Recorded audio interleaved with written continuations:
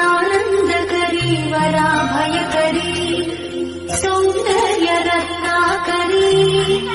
निर्भूताखिल पापनाशनकरी प्रत्यक्षमाहेश्वरी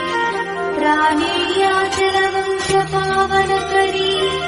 काशीपुराधीश्वरी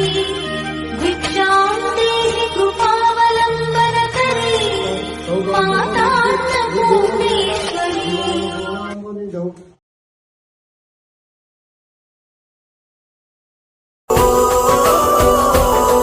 మేము కలవగా తెగ కలవరం అసలిదిగా